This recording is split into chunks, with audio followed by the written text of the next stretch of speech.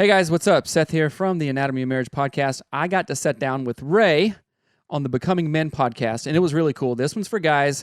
He's a dude's dude. He's in the military. He's awesome. I appreciate his service. We talked about a lot of things that guys don't even think about before we get married and ways to avoid some of those pitfalls. So this is a really good conversation that you're going to get insight from. Take notes. You might want to listen to it twice. So go there. Check it out.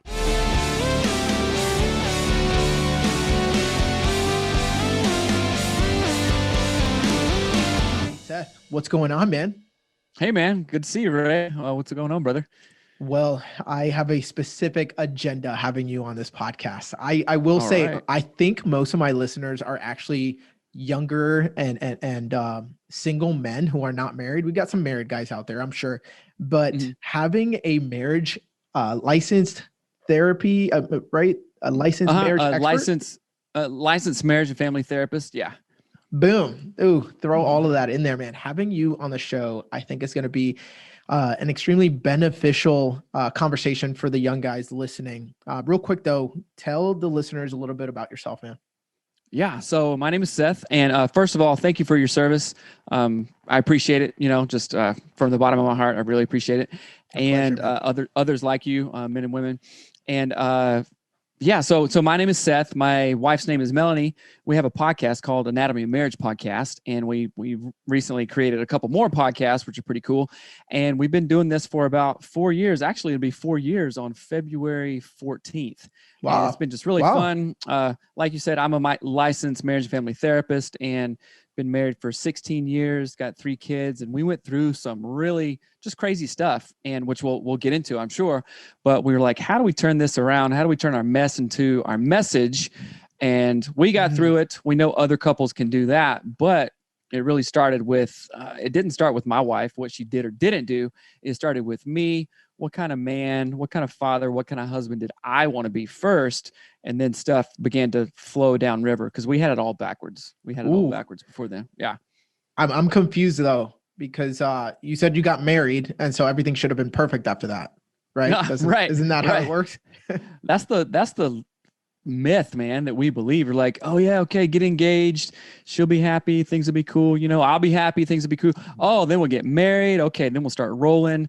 And man, that is not true. And we all have thought that way, I think, or at least most of the folks that we talk to. Yeah, I would say so. Thought that way. And then we even think, oh, okay, well, we'll have kids then. And like, what? Yeah, that makes it all better. That fixes everything. Oh my gosh, right. It only puts a laser beam and a spotlight on all the stuff that's messed up in your marriage and all the stuff that you got to fix, right? So like I said, we got 3 kids and we're making it work. We're definitely in a better place now than we were, say, 10 years ago. A lot of growth. Tell me about that. A lot of growth. Tell me about that. Yeah. What was 10 years ago? 6 years in a marriage. Oh man. So, all right, we got married. I used to be in a touring band and I was gone, 8 months out of the year. Well, let me slow down. We were engaged and I was in a touring band. I was like, oh man, this isn't going to work. So quit the band, started going to grad school. Then we got married. And like I said, we were just super young, naive, immature. Like, oh, she'll make me happy or he'll make me happy. They'll fix this. And quickly we found out that wasn't the case. We just kept on arguing. And we were in church at the time. And we wanted to be like, okay, let's have a godly marriage. Let's do the right thing. So I lied to her about porn and then some other things that just didn't make sense, And the thing was, it's like, okay, porn just didn't like blow our marriage up because I wasn't addicted to it or anything. She just asked me and I felt put on the spot and was like, I don't want to hurt you. So I just like, no, it's cool. I'm good with that. Right. But like a lot of guys and women too, we're finding out, they're not really good with that. And so she lost her mind. It was right after we had our second kid and she had some postpartum depression stuff. And like her mind was just reeling, right? So long story short, we fought. She gave me a black eye, which is like, no dude gets married thinking, all right, this lady in front of me one day is going to give me a black eye. No, it doesn't happen. You don't think that, man. And so like, so what's that Mike Tyson quote? It's like, yeah, we all have a plan until we get punched in the face, right? That's it. And I thought I had a plan, but literally she gave me a black eye. There was no, like, I didn't, retaliate, of course, back to her or anything, but just had to take it and like, oh man. So we were both just trying to work through this. We were in counseling and stuff, but finally we made it through. And that was only when we were like, oh, wait a minute. We had to look in the mirror. Seth, what am I doing? What are you doing, bro? You know, and Melanie looked in the mirror to herself like, what are you doing? You're blowing up your marriage for no reason. You got kids. You can save this. You can work through it. And so that was about 10 years ago. And we've just been on a positive trajectory forward with career stuff. Of course, with the podcast right now, we do high performance marriage coaching, walk other couples through the same thing. And it's really cool. We're finding our sweet spot. And so that's where we were, you know, that picture, like where we were, where we are now. So it's like me with a black eye, just looking all sad and pathetic, to now we have a show and like a healthy family and healthy kids and stuff like that. So yeah, we've definitely been blessed in that way. That's beautiful, man. And I will tell you, I did not get a black eye, but I did get keys to the face once. That was tough. Oh, man, yeah. I don't know. And then after that, I was deserted. I went to work, and you know, my wife went UA. And she's like, dude, I'm out of here. And coming from a person who's like, I want things to look together nice and tidy, you know, on the outside, right? Like I'm taught to have like perfect creases on my rack in boot camp. Like this is just natural stuff.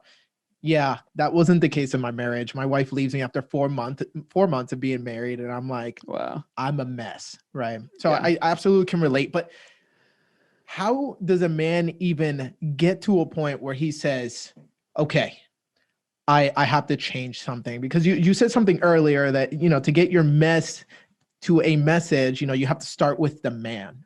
So how does a man even like wake up to this? Like what are some signs that he can be looking at? Oh man, well, this is hard because it can only come from within, right? Like if I don't know the problem is a problem, then what incentive do I have to change it? You know, if there's no consequences over here, or if I'm just ignoring the consequences and kind of like turning a blind eye to it. So, man, that's such a good question. And I wish, I'm thanking God that I you know, had that insight, right? But I got that insight from reading a ton of books, listening to tons of sermons, listening to tons of podcasts, and really thinking about, you know, growth versus fixed mindset, like having a growth mindset. Like, okay, wait a minute. It doesn't have to be this way. We can change it. And I really wanted to change it. I knew that how I was living out as a man, as a husband, like there's got to be more to this, right? And there's a quote that I've been saying recently a lot, and I don't know who said it, but it's this idea that, okay, wherever you are, like right here, right now, every previous decision and choice has gotten you right here. And that can be good or bad, right? So my marriage was a mess because I wasn't showing up as a man. I wasn't showing up as a dad, as a husband. And now it's different because I'm showing up differently. You know what I'm saying? So I think awareness, I don't know if this answers the question or not, but awareness is key. Like I give this example on our show. I'm a hunter. I like stuff in the woods, and I go deer and elk hunting out here, which is great out in Washington. So if I'm out there on the trail, right, and I know that behind this big cedar tree, there's like a black bear just hanging out, or a cougar, right? We have cougar mountain lions out here.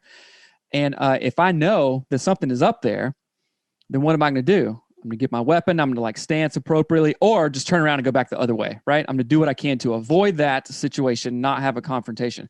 But if I'm just walking willy-nilly through the woods and boom, come up on that mountain lion with cubs or something, what do you think is going to happen? There's going to be trouble. You know what I'm saying? So awareness is curative. If I'm aware of the situation up ahead of me, then I can be proactive versus reactive. You know what I'm saying?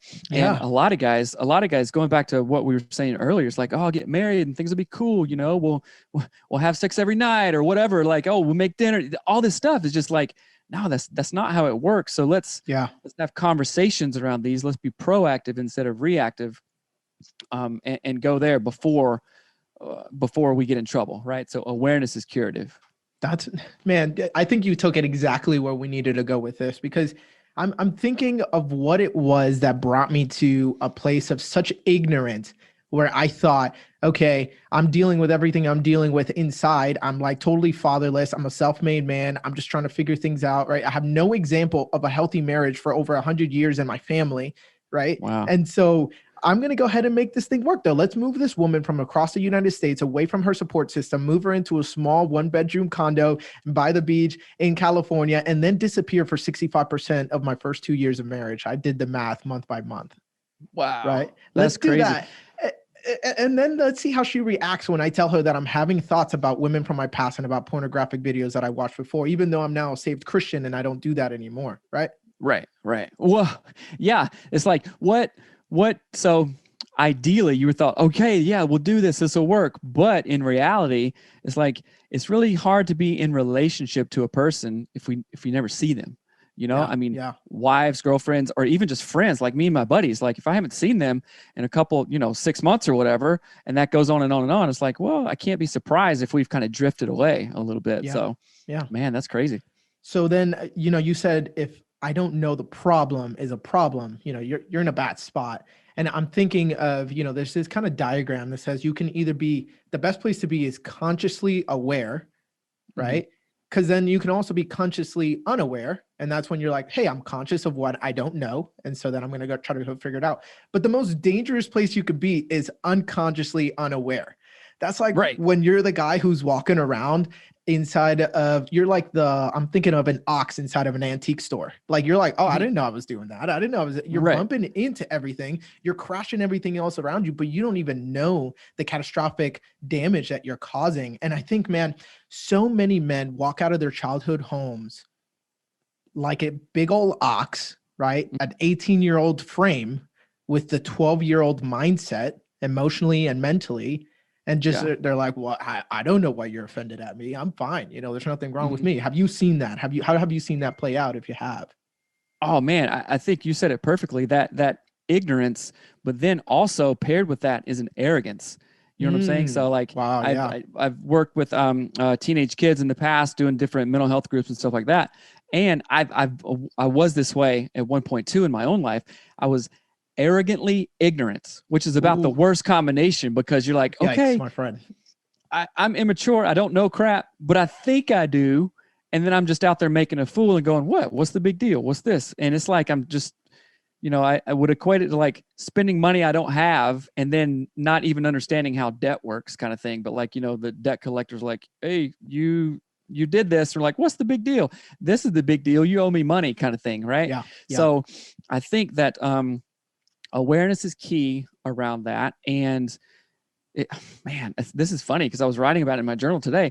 It's also about being humble, like humbling yourself, like, okay, I'm okay. And maybe us men have a hard time saying this too with, all kinds of things that we learn from family of origin or culture or whatnot. It's like, oh, I have to be okay with not knowing something, like we always don't have to know everything and save the day, because a lot of times, like friends and family and myself too, I've experienced to where like, okay, I don't know the landscape here, but I'm going to act like I do. And then it usually causes a bigger problem. Yeah. If we would have just said, hey, this isn't my wheelhouse right now. I mean, in the military, you all have very defined positions. You know what I'm saying? Like, okay, this guy's up front, this guy's got the flank, whatever it is. And you count on him. So you're doing everyone a disservice if you're like, oh yeah, I know about that machine or, whatever, this plan. You're like, you get on don't. it and you know nothing. Let this guy do it. So really, then that goes back to where I could like attribute to some of my growth was like, oh, wait a minute. You thought you knew all this stuff, but you don't. That's okay. Yeah. But it's not okay to remain there.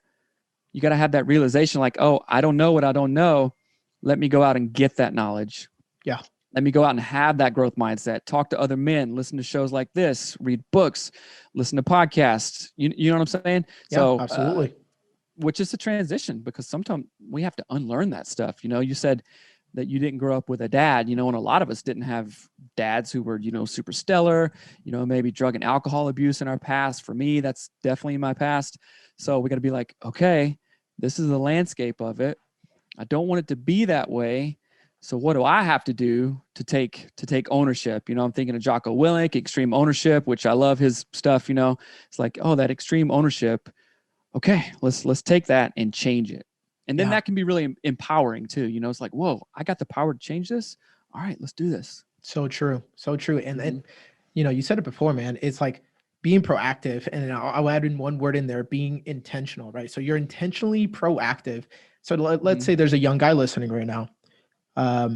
And by young, guys, just know I'm talking like I could see, the statistics of everybody's like between the ages of like 20 to like 34 is a majority of this audience. So you're a young guy if you're, even in your 40s. So you're a young guy. And you're just becoming aware that this pornography thing might not be it, right? Like maybe this isn't good, but you're just at the consciously unaware level. You're like, okay, but I want to know a little bit more about it. Well, we got you here, Seth, and that's exactly why I wanted to bring you on. So tell me, like, what or how have you seen pornography affect a marriage? There's guys who are married and there's guys who one day plan to be married. So talk to them. Yeah, it's like oftentimes men and women who use pornography think that it's a victimless thing. You know what I'm saying? And there's all kinds of statistics about really horrible stuff like sex trafficking and like drug and alcohol abuse while this stuff is being made. And it's really a terrible, sad situation, right? And you think, oh, it's just a victimless crime, or not a crime, but a victimless thing, no problem. But those are real people on the other side. You know what I'm saying? Those are real daughters and mothers and all this stuff. And I'm not saying like, oh yeah, I've never looked at it and that's not a problem or anything like that. I'm not like preaching because I'm holier than thou or anything like that. I'm just saying, okay, this is the other side that a lot of people don't see, true. right? That's true. And oftentimes what we see is become so normalized, especially with, I think, what is it? It's like the average age that the male views pornography of some kind, I think is around 8 years old. Yeah, 8 years old. I was gonna say 8 or 9. Yeah. Yeah, and like the imprint that puts on the brain is right, and not to mention the objectification of, okay, pornography serves like one end, right, and that's for the guy to go, and it's like, okay, this is a very independent thing. I'm objectifying women. It's all about me, right? So it can even be considered like a selfish pattern that we get into, which may be confusing, but I'll explain some more. So when going back to the first exposure of some type of porn at like 8, so that sets up a pattern. It's like, oh, females are meant to serve me in this way, right? I can just use them or whatever. And then how does that play out into relationships? Well, hey, you're not doing that stuff I saw. What's wrong with you? What's wrong with this relationship, right? And it puts up so many unreasonable expectations in relationships and especially in marriage. Yes. And also the damage that wives feel when a husband confesses or when they get caught or whatever. There's a million different ways it can be exposed, but like, wait a minute, I'm right here. I'm not enough. Why are you going out? It would be like, so I've been the primary breadwinner, I guess, in our marriage for most of our marriage. And it would be like, I like to give analogies. And it would be like this, like, hey, Seth, this is my wife talking. Hey, Seth, the money you bring home isn't good enough. I'll take it, but it's not good enough. I'm going to go out and talk to other guys to get money. I'm like, what? Hold the phone. Like, then that like really impacts me. So it's not just a victimless thing. And oftentimes a lot of husbands are like, who cares? It's so normalized, whatever, culture this. And it's like, oh man, you are leaving such a deeper relationship with your wife on the table for this over here, like for things you'll never touch, you'll never speak to, you'll never see in real life. You're leaving that all there. And it's almost just a waste. You know what I'm saying? And and I know a lot of guys struggle with it and stuff, but if we begin to think of it in a different kind of light and go, oh, wait a minute, man, this does affect me. And it's also like giving your energy away to something else that just isn't going to give you any return. You know what I'm saying? Like if I go to the gym, I'm on the bench, I'm doing the reps, I'm expending my energy, but what is it doing for my body? I'm getting a stronger heart, healthy lungs, getting a physique, you know what I'm saying? Which has obvious other benefits. I can be there for my wife. I can be there for my kids to run around. But then with porn and stuff like that, even like any kind of addiction, it's just like taking your energy and just tossing it over there for a minute of, I don't know, checking out, for a minute of release, for a minute of gratification. And then boom, you can't get that energy back, So that's how it affects people in marriage and of course other relationships too. which there's all Yeah. kinds of other stats on it, but that's just a little tip of the iceberg. You know, that last piece that you just said right there points to some things, man, that I don't think we talk about enough, and it's the symptoms or the causes, I should say, of why we're even doing this. And you said, you know, whether it's just wanting to check out, to have a release, I'll say to gain some control, right? As another one. Like, we look at pornography as the issue that it is, and we say, okay, let's start, you know, take a fly swatter and just start swatting at these flies of pornography. It's like, get away from me. You know, some people will try to go get prayer. Some people will try to and get, like, you know, apps on their phone and, you know, go through all these great lengths, but not realize like, dude, that's just one symptom of a larger problem. And if you would just go and shut the door that's letting all of these flies in, you would actually take care of a major issue. And so, yeah, you hit one of them. Check it out. Well, let me just expand on that a little bit, because being a mental health professional for, I don't know, about 14 years now, it's like, okay, these things, pornography, alcohol, workaholism, anything, watching Netflix 24/7, that is a symptom of something else, right? Like the Bible talks about, like, oh, it's a heart issue. It's a heart issue. Okay. Yeah. So let's dig in there and see what's going on. And that could be something that's maybe unresolved from our childhood, family of origin stuff, too much stress. Like, how do I cope with stress at work? Like other things you said, out of control. Like, okay, my work life is out of control. I'm letting all these things happen to me. Well, at least I can control that when I click that or pop that top or do whatever, you know, or like stay in the office for 12 hours every day. At least I can control that. So it's really doing the work. There's this one quote I really like. And sometimes the only way out is through. You know what I'm saying? So the only way out of like whatever you're in, whatever you're going through, is not just sitting there. You know, sometimes they say, if you're going through hell, keep on going. Right. Yeah. So it's like, okay, let's do the work. Let's dive in and get down and dirty and do that work. Like, oh man, what about my relationship with my dad? Yeah, it sucks. And I'm carrying all kinds of stuff from that, or my mom, or like something that happened to me in my past or whatever, you know. It's always usually symptomatic of something else that's unresolved, which is hard stuff, man. I'm not sugarcoating it. It's hard stuff. We have a kind of legend in the Marine Corps. His name's Chesty Puller. And he is said to have been surrounded in Korea, which is true. All of the troops are surrounded. And his quote to the troops was, "We're surrounded. Good. Now we can attack in every direction and they can't get away." You know? Oh, wow. So that's a way to just look at the situation. Like, hey, if you're in it, good. Like, at least, you know, you're getting through it. You're going through it. Or, you know, I love, you know, if you're in the valley of the shadow of death, right? Like, if you feel like you're that low, first of all, let's have some hope that there's only a shadow in that valley because there's sun on the other side, right? So there's a way out there. So we got to get through. That's well, good, even you can't have a shadow without light. Yeah. You know what I'm saying? I just thought of that. I'm like, oh man, that's pretty cool.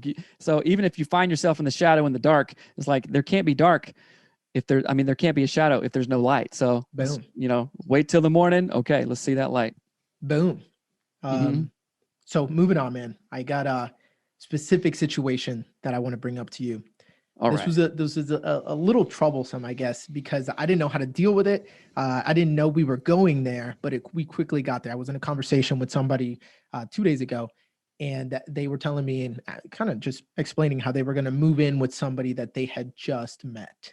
They knew it's been kind of a little bit too soon, but they were going to give it a trial run. Here's two things I'm going to bring up in one. First, what are your thoughts on these little like trial run of let's see how this works? And then secondly, when I asked this person, hey, how long have you guys been talking or been, you know, together? The person had to go onto Tinder to find out. What? And so then my next question was, if you're seeing this person and they're moving in with you this week, why do you still have a Tinder? Oh, man. Let's unpack that real quick and just get more consciously aware about some stuff here.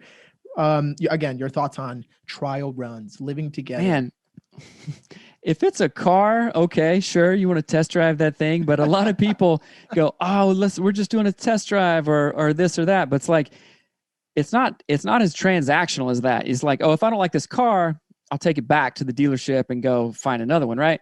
There's emotions involved. You know what I'm saying? There's emotions. And I believe even there's like that spiritual energy too. It's like, when you're with someone in that way, you're tying up emotions to them. So I don't like that idea. I mean, there's all kinds of stats, in fact, that most cohabitating relationships, when they turn into marriage, have a higher divorce rate than the national average. If you live if you live together first and then get married, if you test run stuff. Yeah. And man, I mean, especially for this guy, no judgment on him, but like, bro, I don't think this is wise. You know what I'm saying? It's like lending your, I don't know, drunk uncle, another $100 for the 18th time. I'm like, that's, you're not going to get it. It's just a bad idea. So I don't believe that. So this is, as a marriage and family therapist, and also just a guy that's, I'm in my 40s. So I used to counsel a lot of young boys, and they're like, oh, I got this girlfriend, we're 17 and 18, we're moving in. I'm like, bro, don't do it. And it never was beneficial. So I would ask this guy, I'm like, okay, what are you looking for? Right? Let's dive in. How are relationships modeled for you growing up? What do you really want? Because sometimes it's like you're playing house. You know what I'm saying? This is just make believe. It's like it's just not a good idea. It's not a good idea. Yeah. How about this? You're rushing into it with not enough information. That's good. Just he's diving right in. And I mean, that's a good point, Ray. You said, okay, wait a minute. You met this girl on Tinder. You guys are moving in, but you still have Tinder. It's like, is this your out, or you're still playing around? It's like, right. You can't have a house. You can't build a house while you're like, I don't know, not doing the work. You got a bunch of houses where it only has like 3 2x4s up. You're like, oh yeah, I got one over there and over here. It's like, you're playing house. Where are you gonna sit down? And I think that, again, no judgment, but this guy has some work to do internally. I think it's like, I would ask him, like, tell me about the last 3 relationships you've had, kind of thing.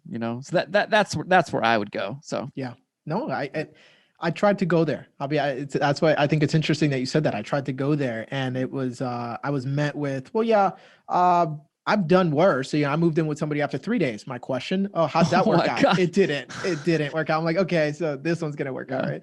Like, or yeah, and I didn't know this person was married before. It's like, well, so. And what happened with other relationships? Well, it's like, well, after me and my husband split up, I'm like, okay, so there's a thing here. There's patterns. Let's get consciously aware, right? Right. Like, pay attention to these things. Yeah. And looking at patterns too. Like, I find this so helpful, not only in my own life, but if I'm like in a rough spot or something, or got some anxiety about like, hey, where should we pivot here? If it's like a big decision, okay, raising kids, buying a house, changing a job, or anything like this, it's like, okay, slow down, Seth.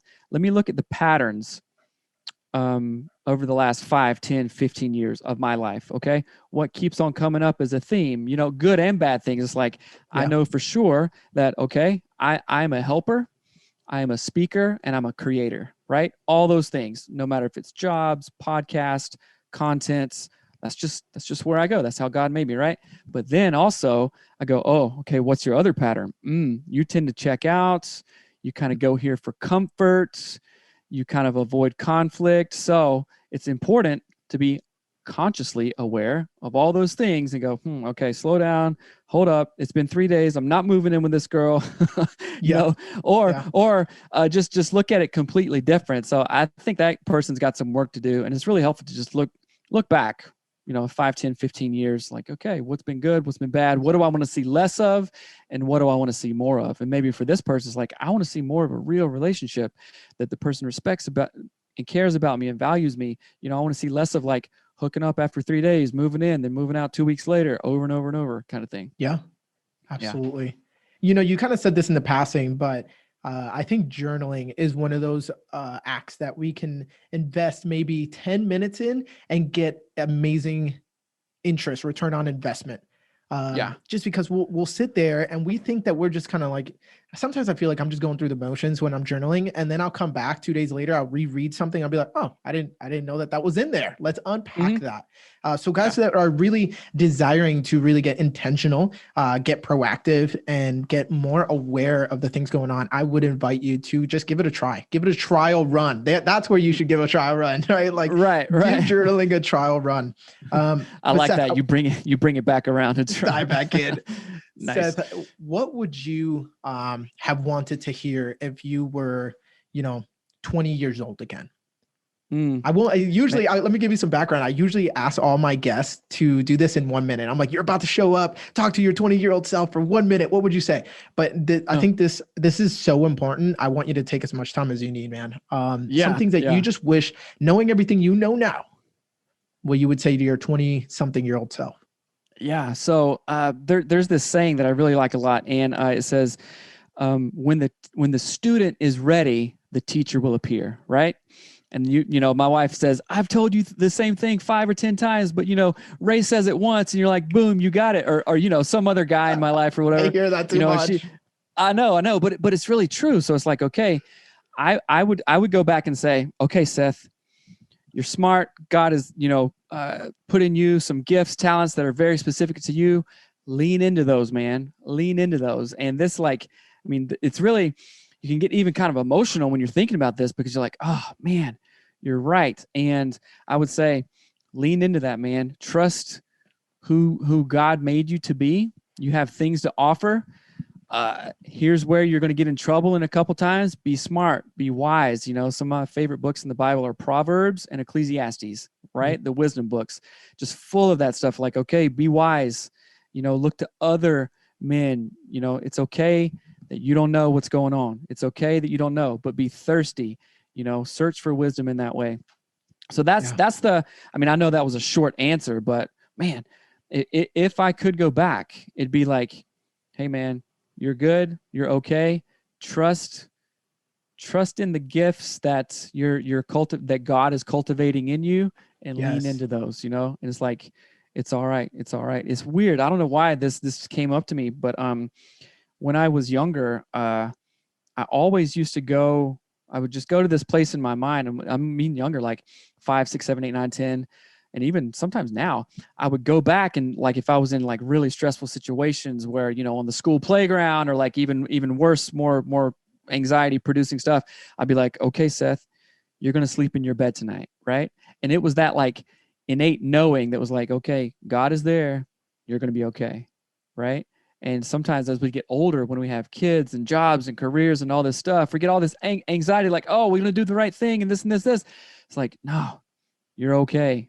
Sit back in that. And I know I'm just spitting out a ton of quotes here, but here's one of my favorites that has really helped me. And I've had about 80 favorites here, so I apologize. Send it.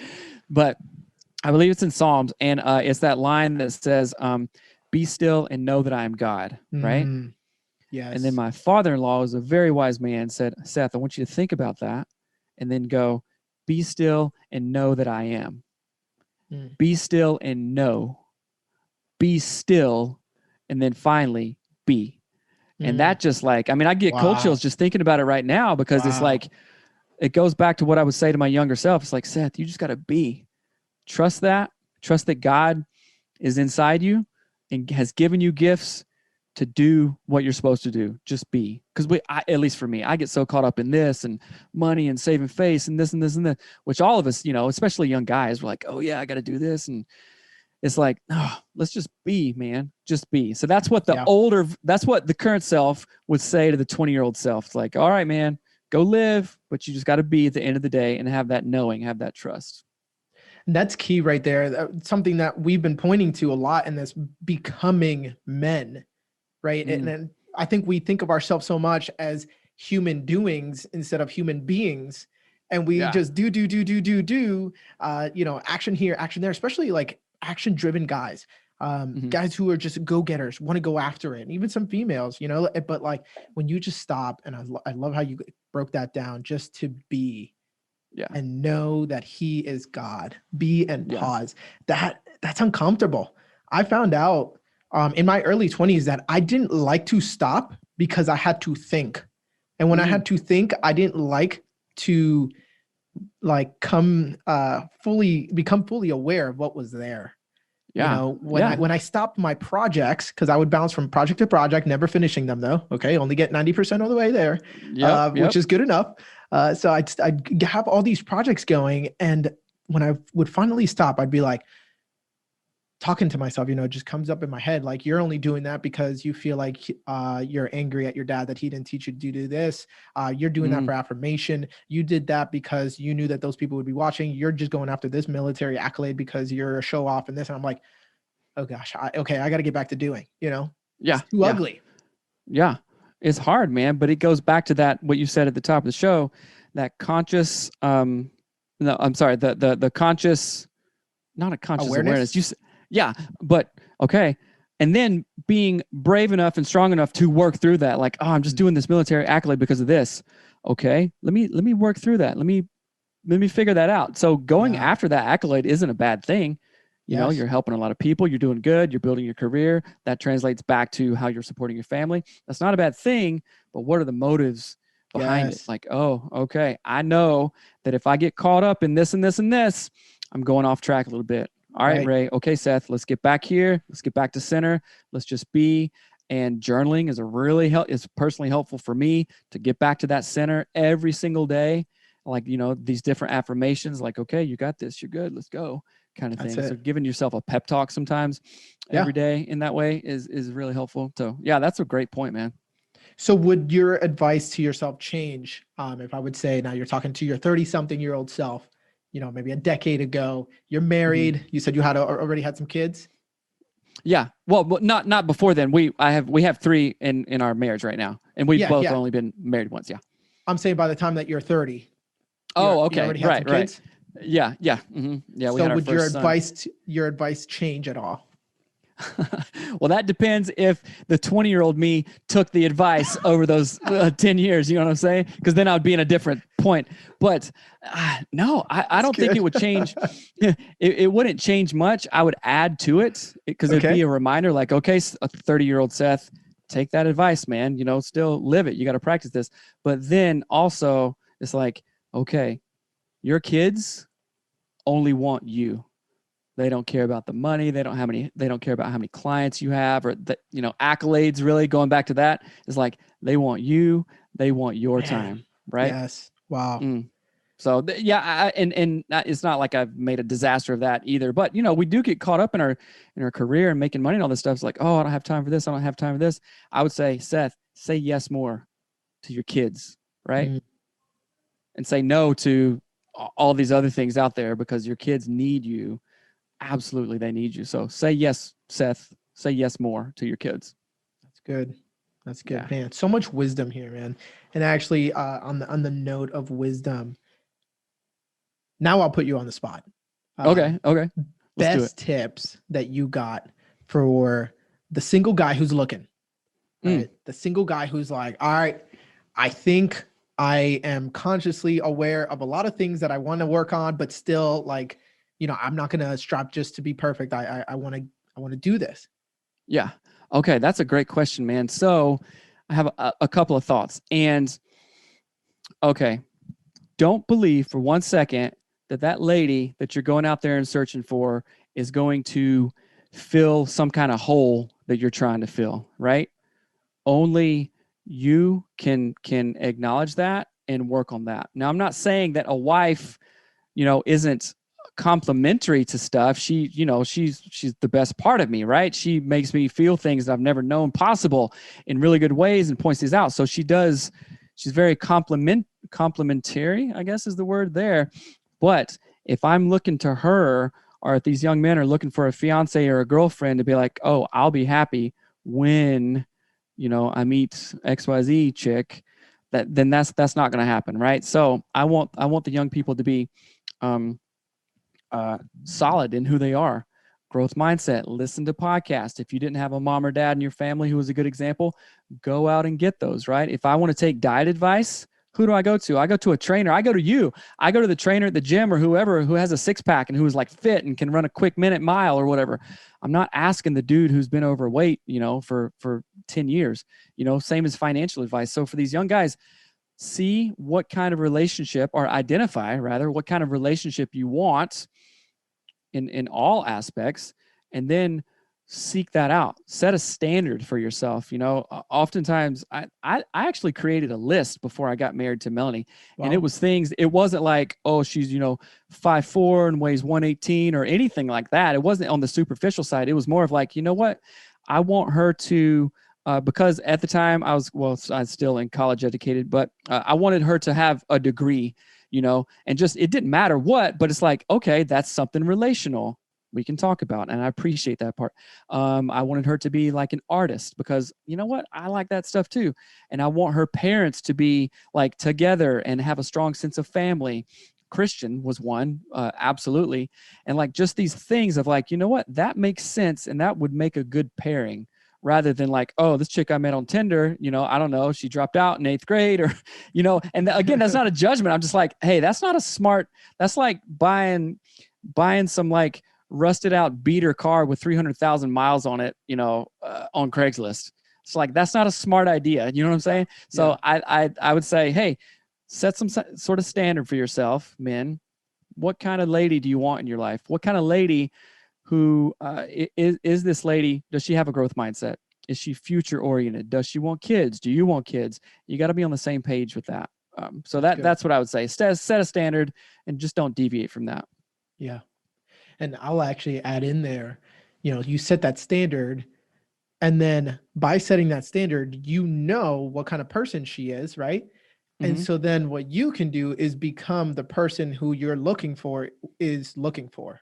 Because then that person has a standard and a list, and you might not fit that because you're actually a bum and you're actually, you're unathletic. You don't have any drive, stuff like that. So yeah. And, be the person that you want to be with.